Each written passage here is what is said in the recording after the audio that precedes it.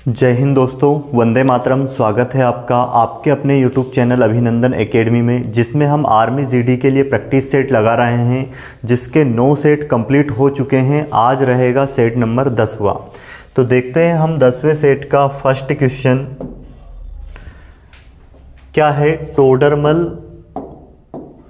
किस कार्य से संबंधित थे? तो टोडरमल जो अकबर थे, अकबर के दरबार में जो नवरत्न थे उनमें से एक था, और इसका कार्य था भूमि सुधार का कार्य। कौन सा कार्य था? भूमि सुधार का कार्य। ऑप्शन फर्स्ट इसका बिल्कुल सही आंसर हो जाएगा। अगला क्वेश्चन देखते हैं हम। नेक्स्ट क्वेश्चन है हमारे पास, अखिल भारतीय किसान कांग्रेस के प्रथम अध्यक्ष कौन थे? अखिल भारतीय किसान कांग्रेस के प्रथम अध्यक्ष कौन थे? तो ये थे सहजानंद सरस्वती। कौन थे? सहजानंद सरस्वती। ऑप्शन ए इसका भी करेक्ट आंसर हो जाएगा।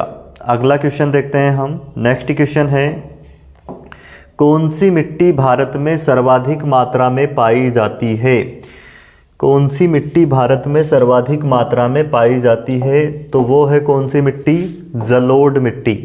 ऑप्शन ए सही आंसर होगा। कौन सी पाई जाती है भारत में सर्वाधिक मिट्टी? जलोढ़ मिट्टी। नेक्स्ट क्वेश्चन देखते हैं, नीति आयोग के प्रथम अध्यक्ष कौन थे? नीति आयोग के प्रथम अध्यक्ष कौन थे? तो अगर इनकी हम बात करें तो ये जो नीति आयोग है ये पहले हुआ कौन सा आयोग था? योजना आयोग। योजना आयोग। अगर योजना आयोग के प्रथम अध्यक्ष की बात करें तो जो योजना आयोग थे इसके अध्यक्ष होते हैं प्रधानमंत्री। तो जो पहले प्रधानमंत्री थे कौन? पंडित जवाहरलाल नेहरू। ये योजना आयोग के प्रथम अध्यक्ष थे।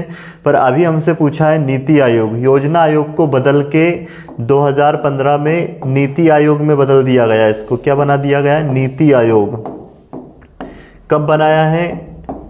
2015 में। कौन से? तो 2014 में मोदी जी प्रधानमंत्री बन के आए थे और उन्होंने ही इसको चेंज करके क्या कर दिया था? योजना आयोग को नीति आयोग। तो इसके अध्यक्ष कौन होंगे? पहले Narendra Damodar Das Modi. Option C correct answer होगा।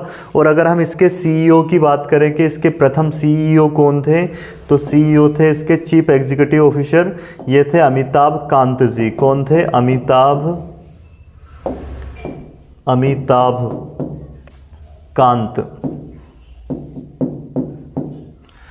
अब देखते हैं हम नेक्स्ट क्वेश्चन। अगला क्वेश्चन क्या है हमारे पास?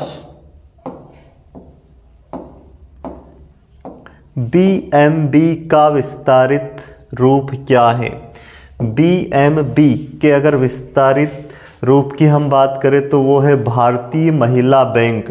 बीएमबी का मतलब है फुल फॉर्म भारतीय महिला बैंक। नेक्स्ट क्वेश्चन देखते हैं, वर्ष 2021 में 32वें ओलंपिक खेलों का आयोजन कहाँ हुआ था? वर्ष 2021 में 32वें ओलंपिक खेलों का आयोजन कहाँ हुआ था? तो ये हुआ था रियो डी जेनेरो में। ध्यान रखना ये क्या है? रियो है ये, ना? Rio de Janeiro. Miss print है यहाँ पे लिखने में थोड़ी। ये है रियो डी जेनेरो।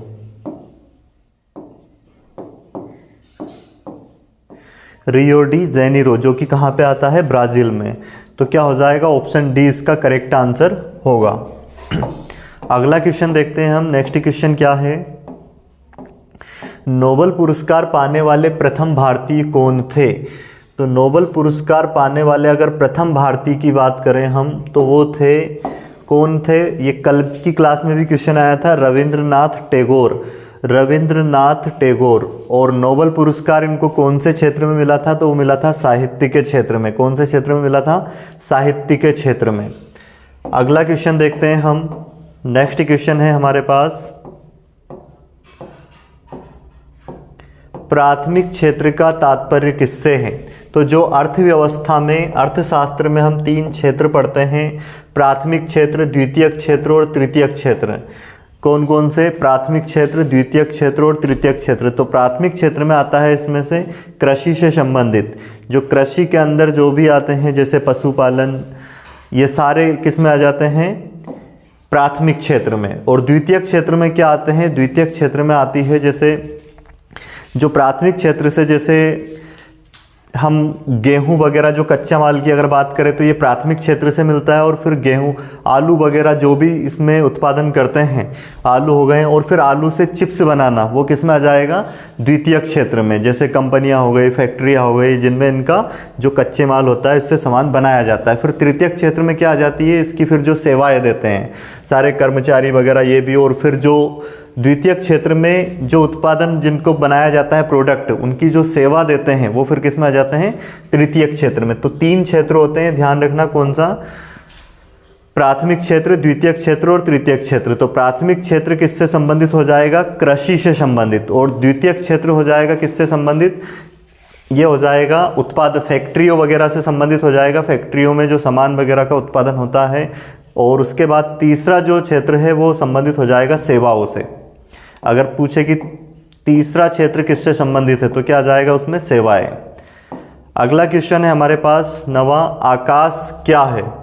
तो आकाश क्या है, ये एक मिसाइल है, जैसे कि कल भी आया था एक अग्नि क्या है, उस टाइप से क्वेश्चन था।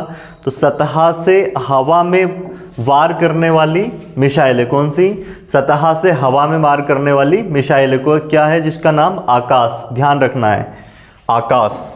अगला क्वेश्चन देखते हैं, नेक्स्ट क्वेश्चन क्या है हमारे पास, एशिया महाद्वीप का सबसे बड़ा द्वीप कौन सा है। एशिया महाद्वीप का सबसे बड़ा द्वीप कौन सा है, तो इसका आंसर हो जाएगा, करेक्ट आंसर बोर्नियो। क्या होगा, Borneo, option D correct answer होगा। अगला क्वेश्चन हम देखते हैं, नेक्स्ट क्वेश्चन क्या है हमारे पास, वायु दाब सर्वाधिक कहाँ होता है। वायु दाब सर्वाधिक कहाँ पर होता है, मैक्सिमम, तो ये होता है कहाँ पर, ऑप्शन क्या क्या हमारे पास, चंद्रमा, समुद्र की तल, समताप मंडल, बहिर्मंडल। तो कहाँ पे होता है, समुद्र की तल में। अब ये जो मंडल की बात कर रहे हैं, समताप मंडल, बहिर्मंडल, तो ऐसे आपको कमेंट्स में लिखना है कि टोटल कितने, ये जो हमारा वायुमंडल होता है इसमें कितने मंडल होते हैं टोटल। जैसे समताप मंडल हो गया, वैसे क्षोभ मंडल है, ऐसे टोटल कितने होते हैं उनकी संख्या आपको लिखनी है। नेक्स्ट क्वेश्चन देखते हैं हम, नागरिकों के लिए एक समान सिविल संहिता किस अनुच्छेद में वर्णित है। क्या है क्वेश्चन, नागरिकों के लिए एक समान सिविल संहिता किस अनुच्छेद में वर्णित है। यूनिफॉर्म सिविल कोड, तो ये किसके लिए हो जाएगा, कौन से अनुच्छेद में है ये है अनुच्छेद 44 में। इसके लिए आंसर क्या होगा इसका, ऑप्शन बी करेक्ट होगा। कौन से अनुच्छेद में है इसके बारे में, अनुच्छेद 44 में।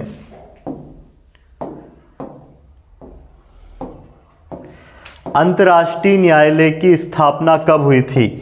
तो अंतर्राष्ट्रीय न्यायालय की अगर हम बात करें, अंतर्राष्ट्रीय न्यायालय की स्थापना कब हुई थी, तो इसकी स्थापना हुई थी 1945 में। जैसा कि हम जानते हैं, पहले से मैंने ये पढ़ा रखा है आपको यूएनओ के बारे में। काय के बारे में, यूएनओ, यूनाइटेड नेशन ऑर्गेनाइजेशन। इसकी स्थापना हुई थी कब, 24 अक्टूबर 1945 में। तो जो अंतर्राष्ट्रीय न्यायालय है वो इसी का एक भाग है, इसी का एक भाग है। तो इसके साथ ही 1945 में ही अंतर्राष्ट्रीय न्यायालय की भी स्थापना हो गई थी, जिसका हेडक्वार्टर की अगर हम बात करें तो वो कहाँ पे है, नीदरलैंड एक देश है जिसमें एक जगह है हैग।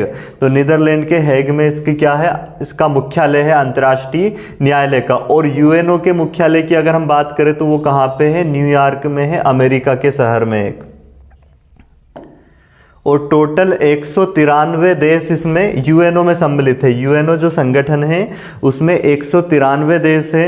आपको कमेंट्स में लिखना है कि उसमें जो लास्ट में सबसे बाद में जो देश जुड़ा था उसका नाम क्या था, जो कि 193 जो नंबर पे देश आया था, पहले 192 थे, तो 193वां देश जो सबसे अंत में इसमें ऐड हुआ था, उस देश का नाम क्या है, आपको कमेंट्स बॉक्स में लिखना है। नेक्स्ट क्वेश्चन देखते हैं अब हम। अगला क्वेश्चन क्या है हमारे पास, बीजक का रचनाकार कौन है। बीजक का रचनाकार कौन है? तो यहाँ पे अगर हम देखें बीजक के रचनाकार, ये जो ऑप्शन दिए हैं इनमें एक भी नहीं है, गलत ऑप्शन है। एक ऑप्शन को मैं चेंज कर रहा हूँ, यहाँ पे ये कर रहा हूँ, इसकी जगह पे कबीरदास जी। कौन? कबीरदास। कबीरदास जी थे किसके रचनाकार? बीजक के। रचनाकार कौन थे? कबीरदास। तो ध्यान रखना क्या हो जाएगा इसका आंसर? कबीरदास। नेक्स्ट क्वेश्चन हम देखते हैं, इंग्लिश चैनल तैरकर पार करने वाली भारत की प्रथम महिला कौन थी? तैराक कौन थी? इंग्लिश चैनल तैरकर पार करने वाली भारत की प्रथम महिला तैराक कौन थी? तो ये थी आरती शाह। ऑप्शन बी इसका बिल्कुल सही आंसर होगा। अगला क्वेश्चन देखते हैं हम। नेक्स्ट क्वेश्चन क्या है हमारे पास? न्यूटन प्रति किलोग्राम मात्रक है। देखो क्वेश्चन उल्टा पूछ लिया है, ये हमें मात्रक देके वो राशि पूछ ली है कि जो न्यूटन प्रति किलोग्राम है ये किसका मात्रक है। तो हम जानते हैं एक फार्मूला, F बराबर क्या होता है? F बराबर होता है ma। ठीक है, यहाँ पे देखो आ क्या रहा है, क्योंकि ऊपर आ रहा है न्यूटन, ऊपर क्या आ रहा है? न्यूटन, और बटे में क्या है? किलोग्राम।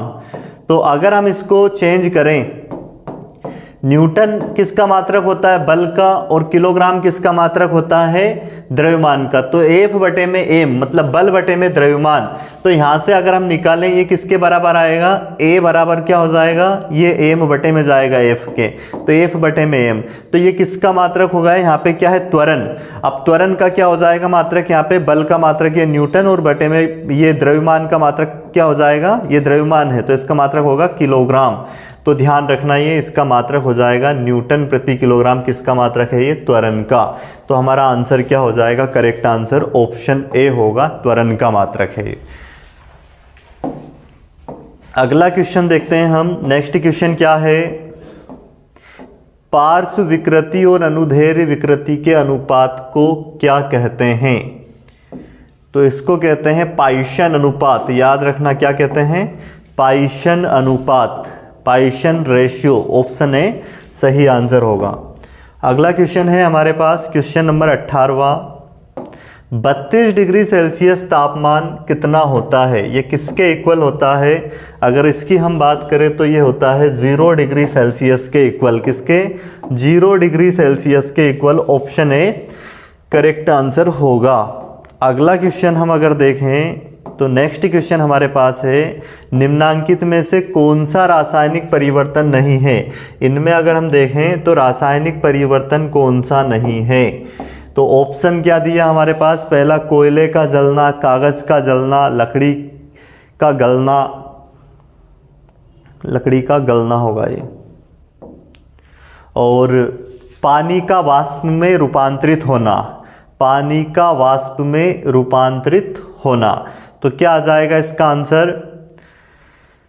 पानी का वाष्प में रूपांतरित होना करेक्ट आंसर होगा। इसका क्या हो जाएगा? पानी का वाष्प में रूपांतरित होना। अब देखते हैं हम अगला क्वेश्चन। नेक्स्ट क्वेश्चन क्या है हमारे पास?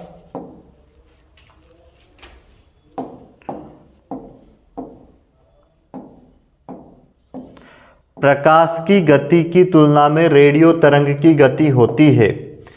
प्रकाश की गति की तुलना में रेडियो तरंग की गति होती है, तो ये होती है एक समान। प्रकाश की गति की तुलना में रेडियो तरंग की गति क्या होती है? एक समान होती है दोनों।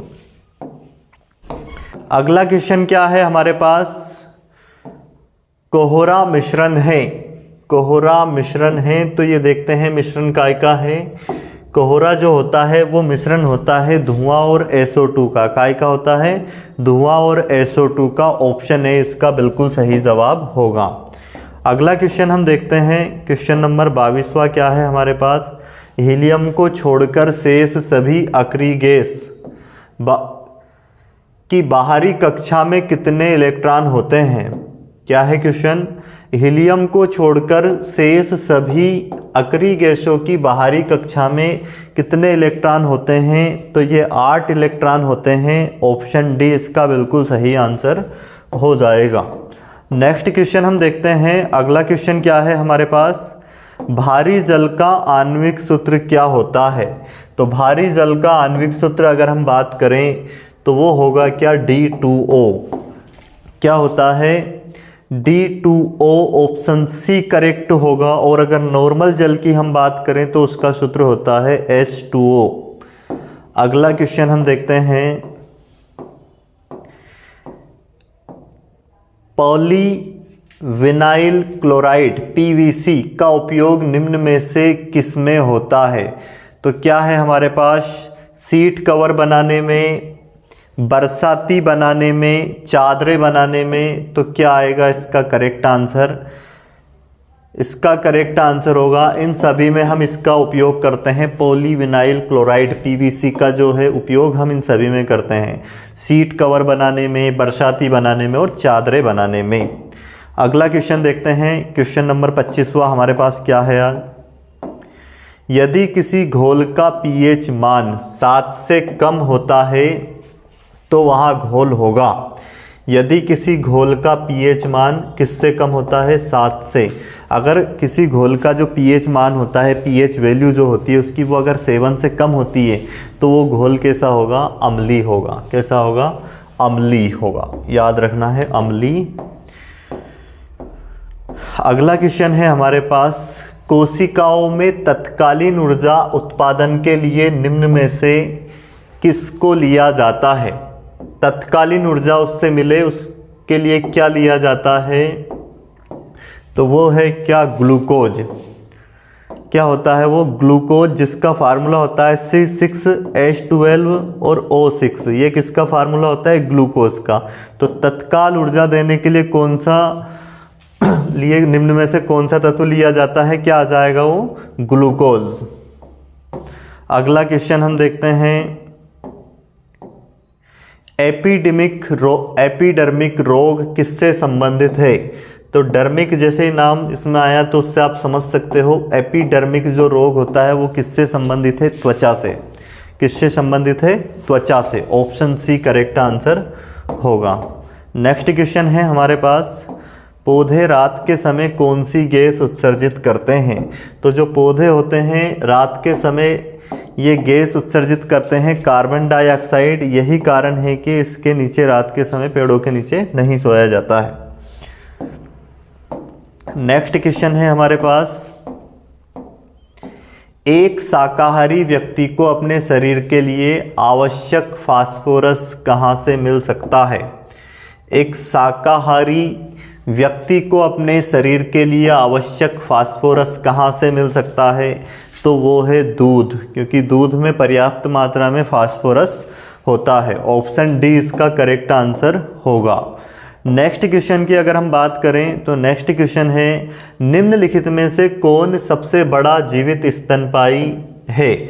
निम्न में से कौन सबसे बड़ा जीवित स्तनपायी है? तो उसकी अगर हम बात करें तो वो है नीली व्हेल। ऑप्शन बी बिल्कुल सही आंसर होगा। अगला क्वेश्चन देखते हैं। 30 क्वेश्चन हो चुके हैं हमारे जीके और साइंस के। अब स्टार्ट हो रही है रीजनिंग। तो रीजनिंग का ये सादृश्यता जो टॉपिक होता है उसका क्वेश्चन है। देखते हैं क्या आएगा।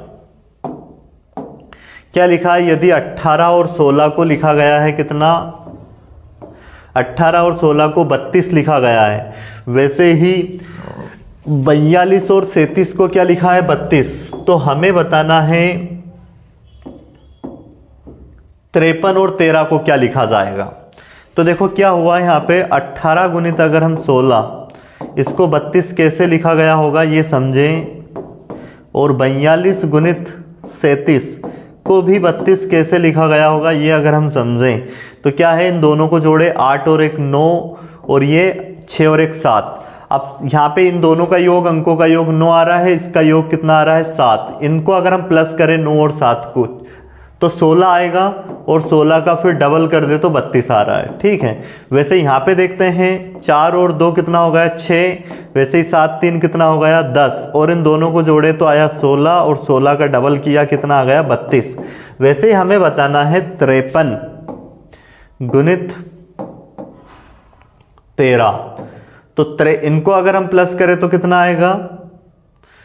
8 और इन दोनों को प्लस करें तो कितना आएगा 4, और फिर इनको जोड़े तो कितना आएगा 12, और 12 का डबल करेंगे तो कितना आएगा 24, जो कि हमें ऑप्शन ए में ही दिया गया है। ऑप्शन ए इसका बिल्कुल सही आंसर हो जाएगा। अब देखते हैं हम अगला क्वेश्चन। नेक्स्ट क्वेश्चन क्या है हमारे पास, क्वेश्चन नंबर 32वां अगर देखें तो ये फिर हमारे पास मिसिंग नंबर, लुप्त संख्या का क्वेश्चन दिया है। पहले प्रत्येक क्वेश्चन को आपको बनाना है, उसके बाद ही आपको सॉल्यूशन पे जाना है।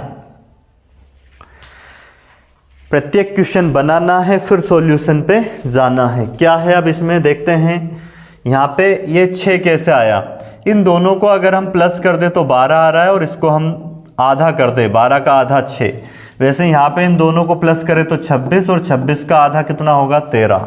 इनको अगर प्लस करें तो कितना आ रहा है 28, 28 का आधा हो जाएगा 14। ऑप्शन सी सही आंसर होगा। अगला क्वेश्चन देखते हैं। नेक्स्ट क्वेश्चन क्या है हमारे पास, क्वेश्चन नंबर 33वां अगर देखें तो ये रीजनिंग का क्वेश्चन है। फिर से, यदि रबर को बॉक्स कहा जाता है, रबर को क्या कहा जा रहा है, जो रबर है उसको बॉक्स कहा जा रहा है। रबर को बॉक्स कहा जाता है, और बॉक्स को क्या कहा जा रहा है, पेंसिल कहा जा रहा है। ये भी ठीक है, बॉक्स को पेंसिल कहा जा रहा है, और पेंसिल को शार्पनर, पेंसिल को शार्पनर, शार्पनर को बैग,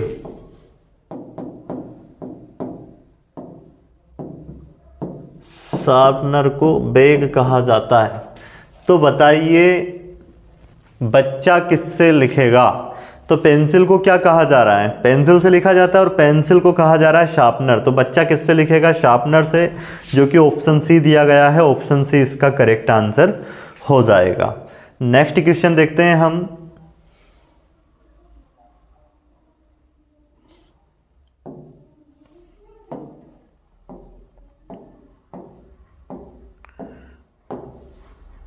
दिए गए विकल्पों में से भिन्न शब्द को चुनिए। इनमें आपको एक अलग शब्द बताना है। भिन्न क्या है, ये जो क्लासिफिकेशन एक चैप्टर होता है रीजनिंग में जिसका नाम होता है वर्गीकरण। अब इसमें 4 ऑप्शन किसी न किसी प्रकार से सेम मिलते जुलते हैं, एक बिल्कुल थोड़ा डिफरेंट है, अलग है, उसी का हमें इनमें से चयन करना है। तो देखते हैं वो कौन सा होगा। अगर हम भारत की बात करें, वियतनाम की बात करें और श्रीलंका की बात करें तो ये तीनों देश ऐसे हैं जो एशिया महाद्वीप में आता है, और अर्जेंटीना इनसे अलग हो जाएगा। इसीलिए क्या होगा इसका correct answer Argentina. Option D इसका बिल्कुल सही आंसर होगा। अगला क्वेश्चन हम देखते हैं। नेक्स्ट क्वेश्चन हमारे पास क्या है, जो कि सीरीज से दिया गया है, न्यूमेरिकल सीरीज है, नंबर सीरीज है। तो हर क्वेश्चन आपको बनाना है पहले, उसके बाद ही सॉल्यूशन पे जाना है। क्या दिया यहाँ पे, देखो कितना प्लस किया है 7, फिर यहाँ पे कितना प्लस है 9 प्लस है, यहाँ पे कितना प्लस है 11 प्लस है। अब इसमें हम प्लस कर देंगे कितना 13, तो 38 में अगर हम 13 प्लस कर देते हैं तो कितना हो जाएगा 51, जो कि ऑप्शन सी दिया गया है। ऑप्शन सी सही आंसर होगा इसका। अगला क्वेश्चन है हमारे पास क्वेश्चन नंबर 36वां। और हाँ ध्यान रखना, पिछले सेट में जो मैंने सेट नवा करवाया था उसमें जो 36वां क्वेश्चन था उसके बाद उसमें कुछ दिखाई नहीं दे रहा है, कुछ मिस्टेक हो गई है उसमें, कुछ वीडियो डालने में अपलोड करने में कुछ गड़बड़ हुई है। तो उसका मैंने कटिंग करके 36वें क्वेश्चन के बाद दूसरा वीडियो डाल दिया गया है, इसी प्लेलिस्ट में आपको मिलेगा। तो उसमें आपको मैथ्स रीजनिंग के क्वेश्चन मिल जाएंगे, वो आपको देख लेना है। मैंने वो वीडियो हटाया नहीं है, उससे नवा सेट जो है तो उसके बाद जो जहाँ से वो दिख नहीं रहा है उसके बाद का वीडियो उसमें डाल दिया गया है, वो आप कर सकते हो। सबसे छोटी विषम संख्या कौन सी है? अगर हम सबसे छोटी विषम संख्या की बात करें तो वो कौन सी है 1। और सबसे छोटी सम संख्या की अगर हम बात करें तो सम संख्या कौन सी होगी सबसे छोटी 2। और अगर अभाज्य संख्या सबसे छोटी बात करें कि अभाज्य संख्या कौन सी है सबसे छोटी, अभाज्य संख्या भी कौन सी है 2 सबसे छोटी। और विषम अभाज्य संख्या सबसे छोटी कौन सी है 3। और भाज्य संख्या की अगर हम बात करें सबसे छोटी भाज्य संख्या कौन सी होती है तो वो होगी कौन सी 4। ठीक है, ये याद रखना है, इनसे क्वेश्चन पूछे जा सकते हैं। 37वां क्वेश्चन हमारे पास क्या है, अब ये इसको फ्रैक्शन डेसिमल है, डेसिमल को फ्रैक्शन में कन्वर्ट करना है। और ये कौन सा वाला डेसिमल दिख रहा है आपको, जो संख्या रिपीट हो रही है बार बार। तो जहां से रिपीट होना स्टार्ट हो रही है 130 तक गया, फिर 130, फिर 130। तो आप क्या करोगे, जहां से रिपीट हुई है वहां से उसके ऊपर लगा दोगे बार, जितनी रिपीट हो रही है। इसका मतलब बार का मतलब क्या है, 130 फिर आएगा, फिर 130, ऐसे चलता रहेगा इन्फिनाइट तक। अब यहाँ से हम क्या करेंगे, बार को हटाएंगे, तो जितनी संख्या पे बार होता है वो बार हटा के फिर क्या करते हैं, 1 2 3 उतने 9 लगा देते हैं नीचे। तो ये इसका करेक्ट आंसर हो जाएगा 130 बटे में 999, जो कि हमें ऑप्शन सी दिया गया है, बिल्कुल सही आंसर है। अगला क्वेश्चन हम देखते हैं। नेक्स्ट क्वेश्चन हमारे पास क्या है, क्वेश्चन नंबर 38वां। देखो, ये घातांक और करनी नाम से एक चैप्टर है, जिसका आपको इसमें कंप्लीट थ्योरी डली हुई है इसी चैनल पे, जिससे आप बेसिक समझ सकते हो। उसके बाद ये क्वेश्चन तो बिल्कुल कुछ भी नहीं रहेंगे। एक फार्मूला हम पढ़ते हैं a बटे में b उस चैप्टर में, जिसकी घात अगर n धन में धनात्मक हो, या फिर अगर ये धनात्मक या फिर ऋणात्मक हो, तो इसको हम चेंज करते हैं, b बटे में a हो जाता है और घात फिर काय में हो जाती है, प्लस में। तो यहाँ पे वही करना है, b बटे में a हो जाएगा और घात प्लस में 3 हो जाएगी। तो देखते हैं कौन सा ऑप्शन है, ऑप्शन डी करेक्ट आंसर होगा। ठीक है, अगला क्वेश्चन हम देखते हैं। क्वेश्चन नंबर 39वां क्या है हमारे पास, निम्न चित्र किस त्रिभुज का है। तो अगर कोई त्रिभुज जिसका अगर एक कोण 90 डिग्री हो जाता है, तो वो त्रिभुज क्या हो जाता है, समकोण त्रिभुज हो जाता है। कौन सा त्रिभुज है ये, समकोण त्रिभुज, क्योंकि एक एंगल 90 डिग्री इसमें है, इसलिए ये समकोण त्रिभुज है। तो क्या हो जाएगा इसका करेक्ट आंसर, ऑप्शन बी। अगला क्वेश्चन देखते हैं। क्वेश्चन नंबर 40वां क्या है हमारे पास, एक आयत का क्षेत्रफल 360 वर्ग मीटर है, इसकी लंबाई 20 मीटर है, तो इसकी चौड़ाई कितनी होगी। बहुत आसान क्वेश्चन है, बिल्कुल शून्य लेवल का क्वेश्चन समझ सकते हो इसको आप। आयत का क्षेत्रफल का फार्मूला होता है length into breadth, equal to हमें क्या दिया गया है, 360 मीटर स्क्वायर, और हमें फिर लंबाई दी है इसकी लेंथ, और हमें ब्रेड्थ ज्ञात करनी है। तो बिल्कुल सिंपल है इसको करना। यहाँ पे 0 से 0 कैंसिल, 2 से इसको काट दो, 2 एकम 2, 2 8 16। तो ब्रेड्थ कितनी आ गई इसकी, 18 मीटर। ऑप्शन बी बिल्कुल सही आंसर होगा। अगला क्वेश्चन हमारे पास क्या है, क्वेश्चन नंबर अगर 41वां हम देखें तो, निम्नलिखित में से किसका मान अपरिभाषित होता है। निम्न में से किसका मान अपरिभाषित होता है। तो ये टेबल आपको याद होगी,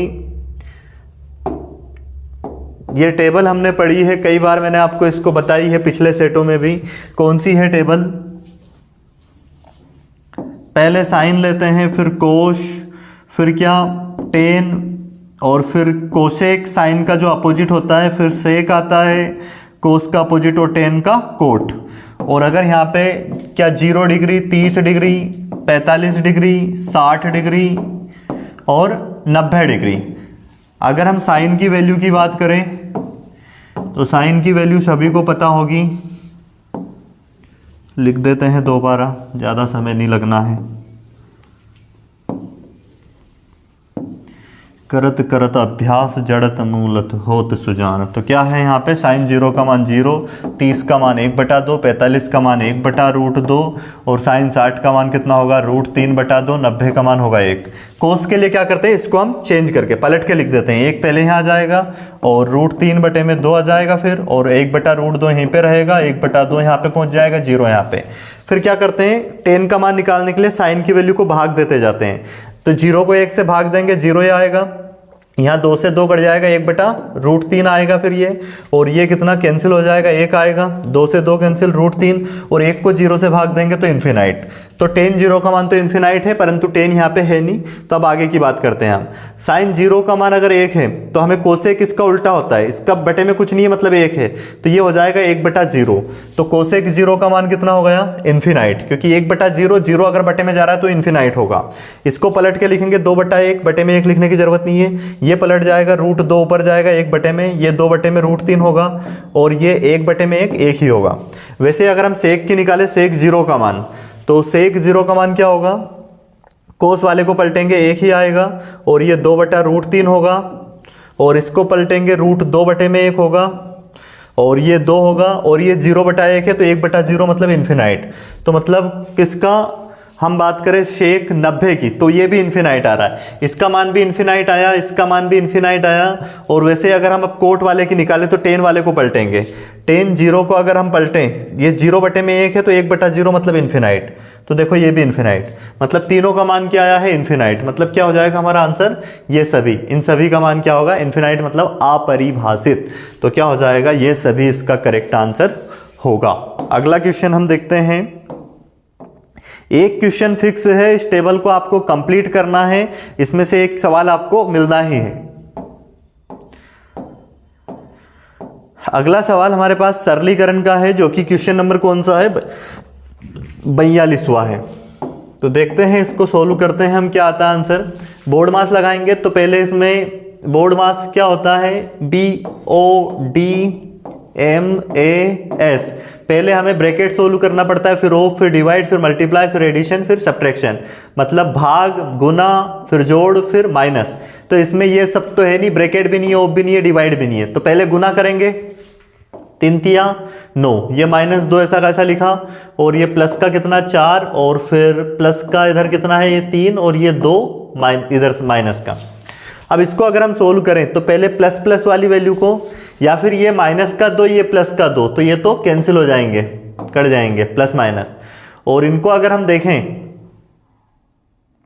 -3 है और ये क्या है +4, तो इन दोनों को जोड़ दें पहले, 9 4 13, और 13 में से -3 अगर घटा दें हम तो कितना आएगा, यहाँ पे 10 आएगा, जो कि ऑप्शन में दिया नहीं है। तो कुछ ना कुछ इसमें मिस्टेक लग रही है मेरे को, देखते हैं दोबारा, कुछ चिन्हों में गड़बड़ हुई है क्या। देखो 2 एज इट इज लिखते हैं हम, ये -3 भी लिखा, +4, इन दोनों का गुना किया, कितना आ गया 9, फिर -2, और ये -2 +2 कैंसिल हो गया, 9 और 4 13, 13 में से 3 अगर घटाते हैं हम तो कितना आएगा, 10 ही आएगा। तो एक ऑप्शन चेंज कर लो कोई सा भी, इसको 10 बना लो, 10 इसका करेक्ट आंसर होगा, ऑप्शन ए। अगला सवाल देखते हैं। नेक्स्ट क्वेश्चन है हमारे पास, इनका हमें निकालना है एलसीएम, लघुत्तम समापवर्तक क्या होगा।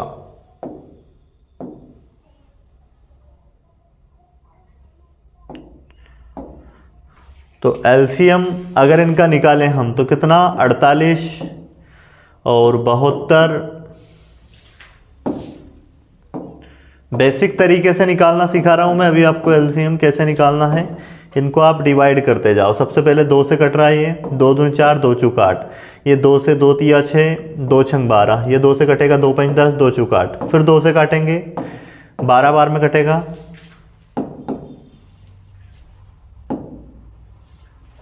2 से अगर काटते हैं तो 12, ये कटेगा 18 बार में, और ये कटेगा कितने बार में, 27, फिर 2 से काटते हैं, 2 छंग 12, और ये 2 नाम 18, ये कटेगा नहीं, एज इट इज लिखेंगे, फिर 2 से काटेंगे, 2 तिया 6, ये नहीं कटेगा, एज इट इज लिखेंगे 9, और ये 27। अब काटेंगे 3 से, 3 एकम 3, 3 तिया 9, 3 नाम 27, फिर 3 से काटेंगे, 3 और ये 3 तिया 9, फिर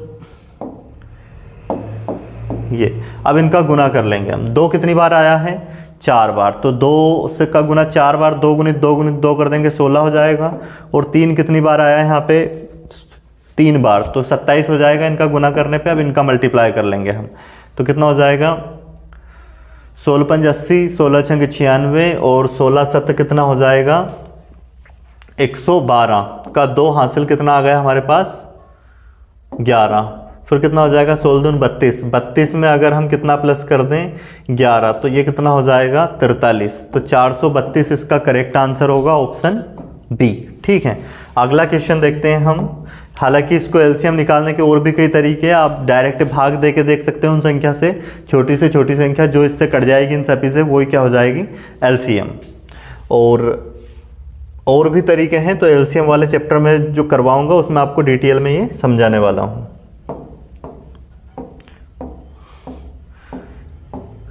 44वां क्वेश्चन देखते हैं, क्या दिया गया है। इसका 3 सही 4/7 का 63%। तो कैसे, पहले उसको सोल्व करेंगे, कितना हो जाएगा, 3 ये 7 या 21 और 4 25/7, 25/7, और इनटू में कितना है 63% हटाएंगे बटे में 100, तो ये कट जाएगा 7 से 7 नंबर 63 और 25 नंबर कितना हो जाएगा 225 बटे में 100। तो दो संख्या के इधर पॉइंट लग जाएगा 2.25 बटे में 100 है, तो ऑप्शन ए करेक्ट आंसर होगा। अगला सवाल क्या है हमारे पास, सवाल नंबर 45वां देखते हैं। यदि 60 में खरीदी गई वस्तु को 75 में बेची गई तो लाभ प्रतिशत कितना होगा। तो बिल्कुल सिंपल प्रॉफिट एंड लॉस का आसान क्वेश्चन है। सबसे सीपी कितना दिया 60, एसपी कितना दिया, कितने में बेचा, सेलिंग प्राइस 75। तो देखो प्रॉफिट कितने का हुआ, उसको प्रॉफिट हुआ कितने रुपए का 15 रुपए का, तो कितना परसेंट 15 बटे में प्रॉफिट परसेंट निकालने के लिए ये प्रॉफिट जो हुआ वो ऊपर बटे में सीपी 60 इंटू में 100, तो 15 चुक 60, 4 से इसको काटेंगे 25 बार में कटेगा, तो आंसर क्या हो जाएगा 25%। ऑप्शन डी करेक्ट आंसर होगा। अगला क्वेश्चन क्या है हमारे पास, नेक्स्ट क्वेश्चन अगर हम देखें क्वेश्चन नंबर 46वां, तो 4 क्रमागत सम संख्याओं का औसत 27 है, इनमें सबसे बड़ी संख्या कौन सी है। तो अगर क्रमागत सम संख्याएं बोली है तो और उनका औसत क्या दिया 27, तो 27 एक विषम संख्या और जो औसत आता है वो बीच में आता है क्रमागत संख्याओं का, तो एक संख्या इससे बड़ी होगी 28, फिर एक कौन सी होगी 30 और दो संख्या और इससे छोटी होगी, इससे पहले एक 26 और फिर कौन सी 24। तो देखो ये 4 संख्याएं, इन चारों का औसत 27 जो जस्ट इनके बीच में आएगा, ठीक है। तो अब हमसे सबसे बड़ी संख्या अगर पूछे, सबसे बड़ी तो वो होगी 30 और सबसे छोटी पूछे तो वो कौन सी होगी 24, तो सबसे बड़ी संख्या होगी 30, ऑप्शन बी इसका बिल्कुल सही जवाब हो जाएगा। अगला क्वेश्चन देखते हैं हम, नेक्स्ट क्वेश्चन क्या है, 200 में छोटी से छोटी क्या संख्या घटाई जाए कि वहां एक पूर्ण वर्ग बन जाए। तो 200 से छोटी एक पूर्ण वर्ग संख्या 196 है जो कि 14 का वर्ग है, तो अगर यहां से हम 4 घटा दे 200 में से तो 196 बन जाएगा, तो जो कि क्या हो जाएगी एक पूर्ण वर्ग संख्या हो जाएगी, जो कि किसका वर्ग है 196, ये 14 का वर्ग है। 14 का अगर हम वर्ग करें तो 196 आता है, तो क्या घटाना पड़ेगा हमें 4 घटाना पड़ेगा, ठीक है। अगला क्वेश्चन देखते हैं, किस ब्याज की दर से 400 रुपये 9 महीने में 430 हो जाएगा। रेट बतानी है यहाँ पे हमें, तो अगर देखें हम तो ये प्रिंसिपल हो गया 400, ये टाइम हो गया 9 महीने और ये क्या हो गया मूलधन अमाउंट, ये सॉरी अमाउंट हो गया मिश्रधन।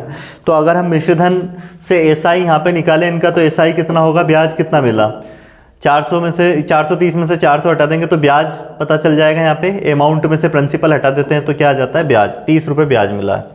तो अब हमें दर निकालनी है, फार्मूला लगा देंगे, क्या होता है S I equal to P गुणित आर गुणित टी बटे में 100। एस आई कितना रखेंगे यहाँ पे 30 और प्रिंसिपल कितना रखेंगे 400।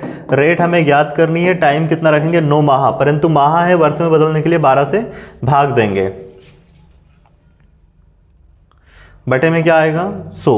इसको सोल्व कर देंगे हम, 2 0 से 2 0 कैंसिल लिए और ये 4 3 12 3 तिया 9, 3 से इसको भाग देंगे 3 धाम 30, तो रेट कितनी हो जाएगी 10%। आंसर क्या हो जाएगा करेक्ट इसका ऑप्शन सी। अगला क्वेश्चन देखते हैं, क्वेश्चन नंबर 49वां कौन सा है हमारे पास, यदि ए तथा बी का अनुपात बी तथा ए के अनुपात का 9 गुना हो तो ए बटे में बी के बराबर होगा।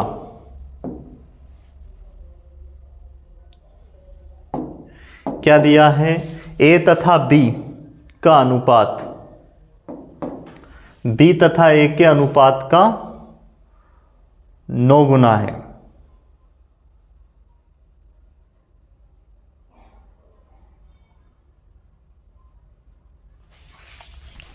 किसका ये 9 गुना है, बी तथा ए के अनुपात का 9 गुना, इसमें 9 का गुना कर दो तो अब हो क्या जाएगा, ये देखो ये ए इधर जाएगा ए का स्क्वायर और बटे में बी इधर आएगा बी का स्क्वायर और बराबर कितना है ये 9।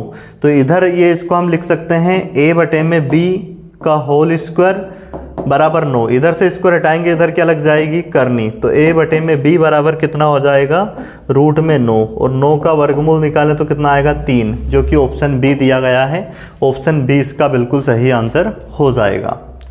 अगला क्वेश्चन अगर हम देखें, क्वेश्चन नंबर 50वां क्या है हमारे पास, एक रेलगाड़ी 9 बजकर मतलब 9:30 बजे दिल्ली से चलती है और शाम 4:20 बजे चंडीगढ़ पहुंचती है, तो दिल्ली से चंडीगढ़ की यात्रा में कितना समय लगा। अब देखो क्या सवाल दिया है आपको, डायरेक्ट समय प्लस करना है बस। यहाँ पे 9 बजे के बाद, 9:10 के बाद क्या आया है, 4:20 पे वो वहाँ पे पहुँचती है, तो कुल समय कितना लगा। तो 9:10 से 4:10 तक का अगर हम समय देखें, 9:10 से 4:10 तक का, तो 9 के बाद क्या आ जाएगा 10, फिर क्या आ जाएगा 11, 12, फिर 1, 2, 3, 4, तो 7 घंटे तो वो हो गए, मतलब 7 घंटे तो हो गए कहाँ तक, 4:10 तक। अगर हमने देखा 4:10 तक कितने घंटे हो गए टोटल, इसमें अगर हम प्लस करें यहाँ से 9 के बाद 10, 11, 12 ऐसे, तो कितने हो गए 4:10 तक टोटल 7 घंटे हो गए। पर यहाँ पे क्या 4:20 तक, तो 10 मिनट और एक्स्ट्रा, तो 7 घंटे और कितना 10 मिनट, 7 घंटे 10 मिनट लगेंगे कंप्लीट, जो कि कौन से ऑप्शन में दिया है, ऑप्शन बी करेक्ट आंसर होगा। क्या हो जाएगा 7 घंटे 10 मिनट। तो ये आज की क्लास में हमने कंप्लीट कितने 50 क्वेश्चन किए हैं। ये जो कि सेट था आपका कौन सा 10वां सेट, और हर दिन आपको एक प्रैक्टिस सेट मिल रहा है, इनको कंप्लीट आप लगाते रहिए, आप 100% सिलेक्शन लोगे आर्मी जीडी में।